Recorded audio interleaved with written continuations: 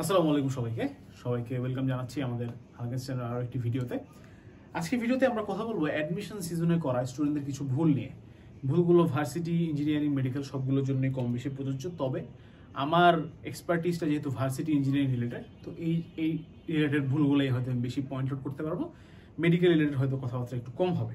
তো আশা করি তোমরা যারা এখন অ্যাডমিশন সিজনে আছো বা শুরু করছো বা মাঝামাঝি আছো, তারা আশা করি এই ভুলগুলো অ্যাভয়েড করতে পারবা। ভুলগুলো জানলে আসলে সঠিক কাজ করা যায়, সুতরাং এই ভিডিওটা খুবই গুরুত্বপূর্ণ হতে যাচ্ছে বলে আমি বিশ্বাস করি। তো আশা করি তোমরা শেষ পর্যন্ত মনোযোগ সহকারে দেখবা। আমি আকিব আহমেদ প্রত্যয়, পড়াশোনা করছি ঢাকা বিশ্ববিদ্যালয়ের ট্রিপল ডিপার্টমেন্টে। চলো শুরু করি। প্রথমে ভাইয়া 1 নম্বর পয়েন্টটা খুব ইন্টারেস্টিং। এটা দেখে আসলে সবাই চিন্তা করবে যে কাহিনী কি। প্রচুর ক্লাস করা কিভাবে একটা ভুল হতে পারে। হ্যাঁ, ক্লাস করা তো ভালো। ক্লাস করা মানে কি? নলেজ গেইন করা, জ্ঞান লাভ করা, বুঝতে পারা, নতুন নতুন জিনিস শিখতে পারা, নতুন নতুন টেকনিক শেখা, নতুন নতুন কনসেপ্ট জানা, একই কনসেপ্ট বারবার ঝালাই করা। তাহলে ক্লাস করা কেন সমস্যা? অ্যাডমিশন সিজনে প্রচুর ক্লাস করা একটা সমস্যা, কারণ অ্যাডমিশন সিজনে টাইম ইজ লিমিটেড। তোমার এখানে আনলিমিটেড টাইম দেওয়া হয় না যে তুমি শিখো আর শিখো আর শিখো, শিখতেই থাকবা। এরপরে তুমি হচ্ছে গিয়ে কোনো না কোনো সময় পরীক্ষায় বসলে। It's not like that. হ্যাঁ, তোমার টাইম কি লিমিটেড। তো তুমি চাইলেও কি খুব বেশি কিছু শিখতে পারবো না অ্যাডমিশন পিরিয়ড। আর মোস্ট ইম্পর্টেন্টলি অ্যাডমিশন পিরিয়ড আসলে শেখার জায়গাই না। First of all admission season কি, তোমার পিরিয়ড কি, তোমার শেখার জায়গাই না। ইটস মোর লাইক যা শিখছি সেটাকে কিভাবে ঝালাই করে পরীক্ষার হলে বসা যায়, সেটা হচ্ছে অ্যাডমিশনের আসল খেলাটা। ঠিক আছে? সো এখানে তুমি দেখো যে তুমি যদি হিসাব করে দেখো যে তোমার পুরো টাইমটাই কিন্তু খুব প্যাকড থাকে। তুমি দেখবা যে তুমি যে কোচিং বা যে অনলাইন কোচিং যেখানে ভর্তি হও না কেন, তোমাকে যদি রুটিনটা দেওয়া হয়, রুটিনটা দেখবা যে অলওয়েজ কি প্যাকড। অর্থাৎ অমুক দিন থেকে শুরু, অমুক দিনের শেষ, একদম শেষটা হচ্ছে অ্যাডমিশন পরীক্ষাগুলোর আগে একদম শেষের দিকে গিয়ে। সুতরাং খুব বেশি ক্লাস করার সুযোগ নাই। এবং তোমরা যেটা করো সেটা হচ্ছে যে সকালে একটা ক্লাস, বিকালে একটা ক্লাস, দুপুরে একটা ক্লাস, 3-4টা ক্লাস করো একই সাবজেক্টের উপরে, একাধিক কোচিং সেন্টার ক্লাস করো। এখন আবার ফ্রি ক্লাস, পেইড ক্লাস, তারপরে পাইরেসি করা class, offline class, online class, অমুক ভাইয়া তমুক ভাইয়ার ক্লাস, তারপরে আবার বাসার টিচারের ক্লাস, অনেক ক্লাস। এত ক্লাস আসলে অ্যাডমিশন পিরিয়ডে করাটা সমস্যা। মনে রাখবে অ্যাডমিশন সিজনে তোমার মেইন ফোকাস থাকা উচিত প্র্যাকটিসের উপরে। ঠিক আছে? এবং এই ভুলটা আসলে আমিও করছি, এই জন্য এই ভুলটা আমি 1 নম্বর রাখি সময়। আমি উদ্ভাসের তুখুর ব্যাচের স্টুডেন্ট ছিলাম। তুখুর ব্যাচে তোমরা জানো কিনা 7-8 ঘন্টা ক্লাস হয়। ঠিক আছে? এবং প্রচুর ক্লাস নেওয়া হয়। তো তার থেকে দেখা যেত যে আমি আসলে যেদিন ক্লাস থাকতো তুখুর ব্যাচে, ওই দিন আমি সকাল থেকে দেখা যেত যে প্রস্তুতি নিতাম যে আজকে তো প্রচুর পড়াশোনা, প্রচুর ক্লাস, প্রচুর পড়তে হবে। রাতে এসে দেখা যেত যে ঘুমায় পড়তাম, এনার্জি থাকতো না একদমই। তো এতে করে কি হয় যে ভাইয়া, প্রচুর ক্লাস করলে তুমি আসলে নিজের ইনপুট দেওয়ার জায়গা খুঁজে পাবা না, তুমি শুধু ক্লাসই করবা।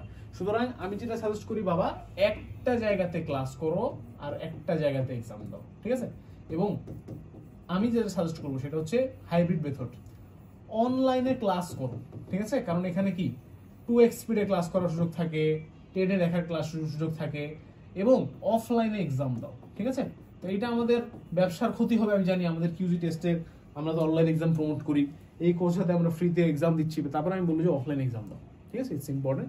অফলাইন এক্সাম দেওয়ার ফজিলত আছে, বাট অফলাইনে ক্লাস করা দরকার নাই।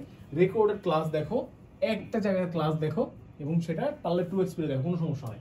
ঠিক আছে? ক্লাস করে তুমি আহামরি নতুন কিছু শিখবা না এখানে আসলে অ্যাডমিশন পিরিয়ডে। ইটস জাস্ট তুমি কিছু টেকনিক শিখবা, কিছু শর্টকাট শিখবা, কিভাবে কোশ্চেনটা সলভ করতে হয়, কিভাবে অ্যাপ্রোচ করতে হয়, কোন কোন টপিক থেকে পড়া লাগবে, এই জিনিসগুলো তুমি জাস্ট ক্লাস থেকে তো জানবা। মেইন পড়াটা তো তোমাকেই পড়তে হবে, তাই না? তো মেইন পড়াটা তোমাকে পড়তে হবে, সেটার দিকে নজর দিতে হবে।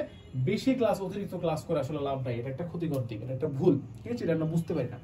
2 নাম্বার, ভুলভাবে কোশ্চেন ব্যাংক সলভ। দেখো, কোশ্চেন ব্যাংক সলভ খুব ভালো একটা জিনিস, মাশাআল্লাহ, খুবই ভালো।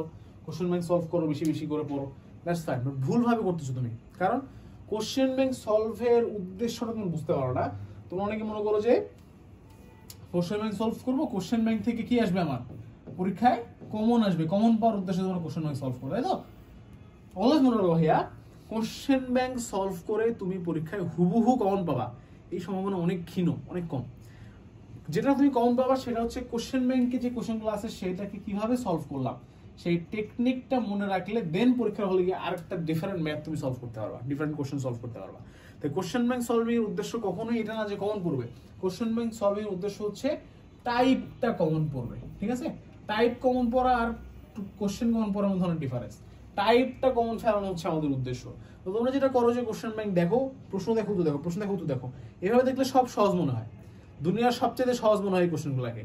বাট এই কোশ্চেনগুলো তুমি যদি উত্তর না দেখে চিন্তা করো যে উত্তরটা কি হবে, দেন উত্তরটা দেখো, তাহলে তোমার ব্রেন একটু ফাংশন করে, ব্রেনের মনে থাকে যে কিভাবে এই কোশ্চেনটা অ্যাপ্রোচ করতে হয়। ঠিক আছে, নট লাইক যে এটা কোশ্চেন এটা অ্যান্সার, কোশ্চেন অ্যান্সার দেখলে এটা তোমার মনে থাকবে না। ঠিক আছে, এটাই স্বাভাবিক। সো কোশ্চেন ব্যাংকটা সলভ করতে হবে আমাদেরকে হচ্ছে না দেখে। ঠিক আছে, হয়তো একবার প্রথমে দেখলাম, দেন না দেখে ট্রাই করবো, কোনটা কোনটা পারতেছি না মার্ক করে রাখবো, দেন ওগুলো আবার ট্রাই করবো। ঠিক আছে, this should be the way question bank solve করা। 3 নাম্বার পয়েন্ট, এটা ভার্সিটি ইউনিটের প্রস্তুতি যারা নেয় তাদের জন্য সবচেয়ে বেশি কার্যকরী, সেটা হচ্ছে শুধু শর্টকাটস। ঠিক আছে, অনেকের একটা ধারণা আছে, ধারণাটা আসলে 2015 সাল বা 15-16 সাল পর্যন্ত ঠিক ছিল, তারপর থেকে এই ধারণাটা বাতিল হয়ে গেছে। আসলে এখন আর এই ধারণা রেখে লাভ নাই, কনসেপ্ট রেখে লাভ নাই, কারণ জামানা চেঞ্জ হয়ে গেছে। সেটা হচ্ছে যে ভার্সিটি অ্যাডমিশন মানে হলো শুধু শর্টকাট। আমরা প্রত্যেকটা চ্যাপ্টারে 20-30টা টাইপের শর্টকাট মুখস্থ করবো, ফর্মুলা মুখস্থ করবো, পরীক্ষার হলে যাবো, শর্টকাট মারে দিয়ে চলে আসবো, ক্যালকুলেটর ছাড়া, ডান, চান্স হয়ে যাবে। ইটস নট লাইক দ্যাট ভাইয়া। ভার্সিটি কোশ্চেন অনেক কনসেপচুয়াল কোশ্চেন আছে, অনেক ডিফারেন্ট টাইপের কোশ্চেন আছে, অনেক ক্রিটিক্যাল কোশ্চেন আছে, ক্রিটিক্যাল থিঙ্কিং ওয়ালা কোশ্চেন আছে। সুতরাং তোমাকে কখনোই শুধু শর্টকাটের উপর বেস করে তুমি কি করতে পারবে না, ভার্সিটি প্রস্তুতি দিতে পারবে না, ভালো জায়গায় চান্সও পাবা না। কোনো রকম চান্স পেতে চাও যদি, তাহলে পড়তে পারো, কোনো সমস্যা নাই। মনে রাখবা যে শর্টকাটস পড়তে হবে, এমন না যে শর্টকাটস না পড়লেই হয়ে যাবে, শর্টকাটস পড়তে হবে। অনেক জায়গাতে আমি যখন ক্লাস নিব দেখবা যে আমি অনেক জায়গাতে শর্টকাটস করাচ্ছি, বিভিন্ন ধরনের শর্টকাট আছে, যেমন অপশন টেস্টিং এর একটা শর্টকাট। ঠিক আছে, তারপরে কি তোমার মনে করো রিভার্স ক্যালকুলেশন এর একটা শর্টকাট, এই ধরনের শর্টকাট আছে। তারপরে বেশ কিছু স্পেসিফিক কেসে দেখা যায় যে আমরা ছোট ছোট ফর্মুলা বানাই দিই, সেই ছোট ছোট ফর্মুলাগুলো অ্যাপ্লাই করা শর্টকাট। যেমন ম্যাট্রিক্সের ফর্মুলা আছে না, 1/AD-BC, এভাবে ম্যাট্রিক্স, ইনভার্স ম্যাট্রিক্সের ফর্মুলা 2/2 ইনভার্স ম্যাট্রিক্স, এগুলো আমরা পড়বো। এই শর্টকাটগুলো কাজে শর্টকাট। বাট তুমি যদি অ্যাকচুয়াল একটা ইনভার্স ম্যাট্রিক্স বলতে কি বোঝায় বলো তো?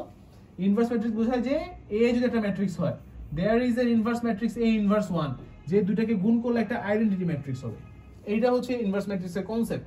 এই কনসেপ্ট যদি তোমার না থাকে, তাহলে শুধু যদি তুমি এই শর্টকাট জানো ভাই, তাহলে বিপদে পড়বা কোথাও না কোথাও গিয়ে। ঠিক আছে, কারণ সবসময় যে এই ফর্মুলা মেনে পরীক্ষায় আসবে বা ইউজ করতে হবে এরকম না। উদাহরণ দিলাম। সুতরাং শুধু শর্টকাটের উপর যারা বেস করে যারা পড়াশোনা করতেছো, আল্লাহর দোহাই লাগে ভাই, শুধু শর্টকাট পড়িস না, কনসেপ্ট একটু রাখিস। ঠিক আছে, কিভাবে আসতেছে শর্টকাটটা এটা জানাটা ইম্পর্টেন্ট। যেমন এই শর্টকাট কিভাবে আসতেছে বলবান জানে না। এই AD-BC কি বলতো? এটা হচ্ছে যে এ মডুলাস, মানে ডিটারমিনেন্টের মান, নির্ণায়কের মান। ঠিক আছে, আর এখানে কি হয়েছে, কেন হয়েছে, এটা জানা উচিত আমাদের। শর্টকাটগুলো কিভাবে আসতে জানতে হবে, নাহলে ধরা খাবা পরীক্ষায়। ঠিক আছে, ধরা খাচ্ছে রেগুলার বাবা। 4, টাইম ধরে প্র্যাকটিস না করা বা এক্সাম না দেয়া। একটা স্বভাব আছে অনেকের, যে তারা হচ্ছে পরীক্ষা ভয় পায়। অ্যাডমিশন সিজনে যেটা হয় যে বিভিন্ন কোচিং সেন্টারের পরীক্ষাগুলো অনেক কঠিন হয়, তাই না? তো ওরা পরীক্ষা ভয় পায়, তো ওরা পরীক্ষা দেয় না। বলে যে পরীক্ষা দিলে কি হবে, আমার মনোবল ভেঙে যাবে, আমি খারাপ রেজাল্ট করবো, মনটা খারাপ হয়ে পরীক্ষা দিবে, আমি যে ক্লাস করবো। পরীক্ষা দেয় না, বাসায় প্র্যাকটিস করে না, বাসায় প্র্যাকটিস করে টাইম ধরে প্র্যাকটিস করে না। This is the bad practice. সবসময় মনে রাখবা, তার প্র্যাকটিস বা এক্সাম দিতে হবে এবং সেটা টাইম ধরে দিতে হবে। হ্যাঁ, এবং সময় ধরে পরীক্ষা না দিলে আসলে পরীক্ষা দিয়ে কোনো লাভ নাই। অ্যাডমিশন এক্সামে time management is a very big issue. এটা যদি তুমি হ্যান্ডেল করতে না পারো, বিপদ আছে ভাইয়া। ঠিক আছে, সুতরাং টাইম ধরে প্র্যাকটিস করতে হবে, এক্সাম দিতে হবে। আমাদের ভার্সিটি এই ইউনিটের যে কোর্সটা এবারে হাল্ক স্ট্রাইক, এই কোর্সের মধ্যে আমরা যেমন তোমাদেরকে 80+ কম্প্যাক্ট থিওরি ক্লাসেস দিছি, এখানে থিওরিও পড়িয়েছি, শর্ট ট্রিক্সও পড়িয়েছি। ঠিক আছে, তো শুধু শর্টকাটও পড়ায় নাই, শুধু থিওরিও পড়ায় নাই, balance. 32+ question bank solve class করিয়েছি, এবং আমাদের এখানে 200+ এই ইউনিট স্ট্যান্ডার্ড এক্সাম আছে। এই এক্সামগুলা তুমি যখন দিবা, তখন অটোমেটিক্যালি টাইম ধরে দিতে হবে তোমাকে। এইটা তোমার একটা বড় প্র্যাকটিসের সুযোগ হতে পারে। ঠিক আছে, এছাড়া এবারের কোর্সে আমরা কিছু এক্সট্রা ফিচার্স এনেছি, প্রিপারেশন ইবুক, টেলিগ্রাম সাপোর্ট এবং free group, free doubt solving live classes. এগুলো আশা করি তোমাদের কিছুটা প্রিপারেশনকে আরো কিছুটা স্ট্রং করবে। ঠিক আছে, বিগত বছরগুলো চাইতে এবছরের কোর্স আমাদের অনেক বেশি স্ট্রং, এবং বিশ্বাস করি এবছরের কোর্স দিয়ে আমরা ইনশাআল্লাহ অনেক মানুষের চান্স নিশ্চিত করতে পারবো। Next 5, over confident or under confident হওয়া। ঠিক আছে, দুটি খুব বিপদ, আমি একটা করে বলি। ওভার কনফিডেন্ট কিছু ছেলে পেলে আছে, দেখবা যে তারা প্ল্যান করে, হ্যাঁ, প্রথম মনে করো যে অ্যাডমিশনে মাত্র এইচএসসি পরীক্ষাটা শেষ হলো, ওরা মেসেজ দেয়, ভাইয়া ঢাবি ট্রিপলি ভালো নাকি বুয়েটের ট্রিপলি ভালো? ঠিক আছে, তো আমি যেহেতু ঢাবি ট্রিপলি পড়ি, আমার কাছে এই কোশ্চেনটা বেশি আসে, একটু খোঁচা মারে যে ভাইয়া তো বুয়েট ট্রিপলিতে চান্স পায় নাই, তো ভাইয়াকে একটু জিজ্ঞেস করে দেখি যে ভাইয়া ঢাবি ট্রিপলি ভালো নাকি বুয়েট ট্রিপলি ভালো, আপনি যে পড়তেছেন কেমন লাগতেছে, ইচ্ছে করে করে, বুঝছো, আল্লাহর কসম এই প্রশ্ন যারা করে তারা কোথাও চান্স পায় না। তারা ঢাবি ট্রিপলিতে চান্স পায় না, বুয়েট ট্রিপলিতে চান্স পায় না, বুয়েটও চোখে দেখে না, তারা ঢাবিও চোখে দেখে না। ঠিক আছে, তোমরা যারা ইচ্ছে করে এই কাহিনীগুলো করো যে ভাইয়া বুয়েট ভালো নাকি সাস্ট ভালো, আর তুই বুয়েট সার্চ করে চান্স পাবি না, তো যোগ্যতাই নেই কোনো জায়গায় চান্স পাওয়ার, কেন করবে এই কোশ্চেনটা, আজব কাহিনী ভাই।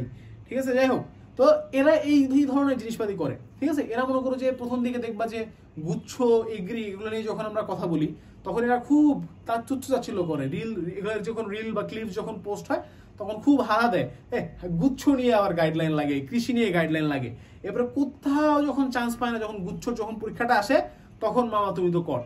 ঠিক আছে, তখন যা হচ্ছে তখন তো ভাইয়া গুচ্ছতে একটা সিট পেতে হলে কি করতে হবে, মানে প্রথমে এদের টার্গেট থাকে বুয়েট সিএসসি ছাড়া তো কোথাও পড়বই না ভাইয়া। ঠিক আছে, বুয়েট সিএসসি ছাড়া কিছু হয় না, আর ঢাবিতে পড়লে পড়তে পারি, ঢাবিতে ফার্মেসি কিংবা জেনেটিক ইঞ্জিনিয়ারিং ছাড়া তো সাবজেক্ট নাই, আর ডিএমসি ছাড়া তো কিছু হবে না, এগুলোতে আমি পড়বো, হ্যাঁ টিএসসিতে চা খাবো ইত্যাদি ইত্যাদি। তো এই যে হাইপটা, এই হাইপটা ভালো ভাবা, ভালো ভালো, তুমি হাইপ স্বপ্ন দেখছো ভালো, স্বপ্ন যেহেতু কাজ করতে হবে, তুমি ওভার কনফিডেন্ট, তুমি মনে করছো দুইটা কোশ্চেন সলভ করে তুমি মনে করছো যে আমি তো কি নাকি ভাই, আমি তো বস, আমি তো এবার বুয়েট সিএসসি নিশ্চিত। তুমি এখন কম্পেয়ার করছো যে ভাইয়া বুয়েটের সিএসসি ভালো নাকি হচ্ছে আপনার ইয়ে ভালো, কি বলে এটাকে, বায়োমেডিক্যাল ভালো, ভাইয়া বুয়েটে বায়োমেডিক্যাল ইঞ্জিনিয়ারিং পড়লে কি সম্ভাবনা আছে।